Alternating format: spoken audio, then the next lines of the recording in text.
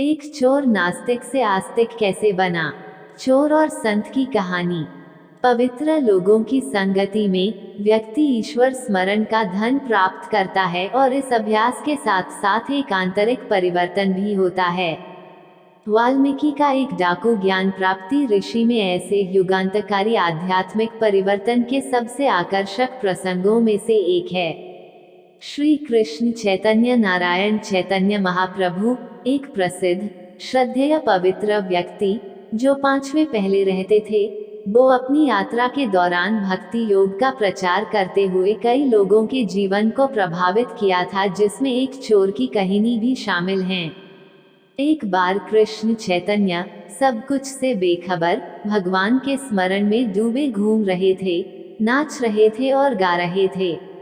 उन्होंने नवद्वीप में प्रवेश किया, जहां शहर के नेता समान आनंद के साथ उनके भजन शामिल हुए। इस ग्रुप में एक चोर भी शामिल था। वह जीवन भर चोरियां करता रहा। समूह में कई अमीर आदमी थे जो पूरी तरह से अपने गायन और नृत्य में खोए हुए थे। जैसे ही वह भक्त समूह में खुद चोर शामिल हुई, उसने खुद को और अन्य लोगों को धोखा दिया और उसी तरह के उत्साह के साथ गाना और नृत्य करना शुरू कर दिया। बाकी लोगों के जाने के बाद वह कुछ देर के लिए अलग अलग आक्षेप और चैतन्य को देख रहा था। बच्चों का एक छोटा ग्रुप चैतन्य का प्रवचन सुन रहा था। चोर चैतन्य की ओर दौड़ और बोला, स्वामी, आप तीन सभी लोगों को सलाह दे रहे हैं, कृपया मुझे कोई पवित्र नाम बताएं। चैतन्य ने उत्तर दिया, सबसे पहले मुझे बताओ कि तुम कौन हो और जीवन की कहानी क्या है, फिर से मैं हथियार एक संदेश दूंगा। उस व्यक्ति ने कहा, स्वामी, मैं एक चोर हूँ। मैं एक चोर और झूठ बोलने वाले का जीवन जी रहा हूँ। मेरा नाम राम है, लोग मुझे चोर राम कहते हैं। चैतन्य ने कहा, कितना अफसोस है। हालांकि मैं आपसे एक मंत्र दूंगा, आप मुझे गुरु दक्षिणा के रूप में क्या देंगे? चोर ने उत्तर दिया, चोरी से मुझे जो भी कमाई होगा इसका एक भाग दूंगा। चैतन्य ने कहा, मुझे ऐसी किसी चीज की आवश्यकता नहीं है। मुझे प्रसाद स्वरूप यह वचन दीजिए कि आप भविष्य में चोरी नहीं करेंगे।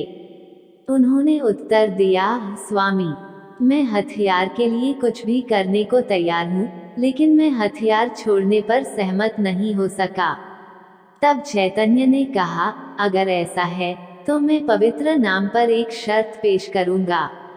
आप चोरी करने के लिए जो भी स्थान चुने, उस स्थान पर जाने से पहले आपको पवित्र नाम का 108 बार पाठ करना होगा। फिर चैतन्य ने चोर को अपने पास खींच लिया। चैतन्य की बातें दंग कर देने वाली थी। चोर का दिल काफी नम्र हो गया था। संभाषण संकटानाशनम, किसी पवित्र व्यक्ति से संघर्ष करने से कष्ट दूर हो जाते हैं। चोर को भय से मुक्ति मिल रही थी। वह चैतन्य के पास गया। स्पर्शनम कर्मोचनम, किसी पवित्र व्यक्ति का स्पर्श व्यक्ति पिछले कर्मों के प्रभाव से मुक्त कर देता है। चैतन्य ने चोर का सिर पकड़ लिया और उसके कान में 3 बार मंत्र फुसफुसाया, ओम नमो भगवते वासुदेवाय। चैतन्य के दर्शन की मात्रा से खोखली के पाप नष्ट हो गए। उनकी बातों से चोर की चिंता दूर हो गई। संत के स्पर्श ने उन्हें पिछले कर्मों के बंधन से मुक्त कर दिया। चोर शुद्ध मन से वापस चला गया। जब वह जा रहा था तो उसने बड़ी संख्या में लोगों को चैतन्य की ओर जाते देखा। वे कई अमीर लोग भी थे। चोर ने सोचा कि यह उनके घर में सेंध लगाने का अच्छा मौका है। गांव का सबसे अमीर आदमी अपने घर को खाली कराकर अपनी पत्नी और बच्चों से चैतन्य से मिलने गया था। चोर के घर में घुस गया और उस सुरक्षित कमरे में घुस गया जहां सारा कीमती सामान रखा हुआ था। वह सभी प्रकार के रत्न देखें।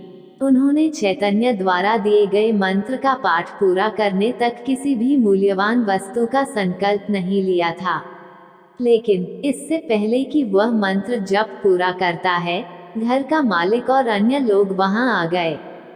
घर की मालकिन, जो अपनी सारी ऊंचाई लेकर चली गई थी, उन्हें जंगल में रहना पसंद था। उसने कमरे में एक अजनबी को गहन ध्यान देते हुए लीन देखा। उसने सोचा कि यह कोई महान ऋषि होगा जो अपनी अनुपस्थिति में घर आया होगा और भगवान का ध्यान कर रहा होगा। उसने अपने पति को बुलाया। अजनबी ध्यान में डूबा रहा, जैसे वह चोर नहीं लग रहा था। उन्होंने सोचा कि वह कोई संत व्यक्ति होगा जिसने अपनी यात्रा को अपने घर से प्रतिष्ठित किया हो। वे सभी उनकी पूजा करने लगे और उनके सामने साष्टांग प्रणाम करने लगे। उन्होंने सोचा कि संत चैतन्य के शिष्य अन्य संत भी अपने गांव में आ रहे हैं। इस बीच मंत्र का पूरा पाठ होने पर चोर ने अपनी इच्छा व्यक्त की और उसे आश्चर्य हुआ कि लोगों का एक बड़ा समूह उसके सामने श्रद्धापूर्वक खड़ा था। घर के मालिक ने पूछा, हे श्रीमान, आप कौन हैं? कहाँ से आए हो? आपके आगमन से हम पवित्र हो गए हैं।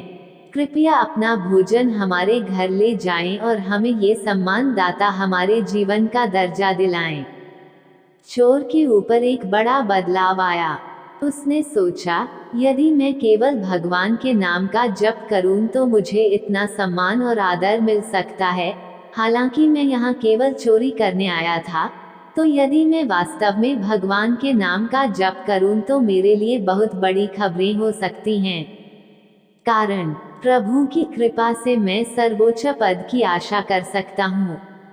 उसने घर के मालिक और उसकी पत्नी को प्रणाम किया और कहा, माँ, मैं दोस्त को सच बताता हूँ।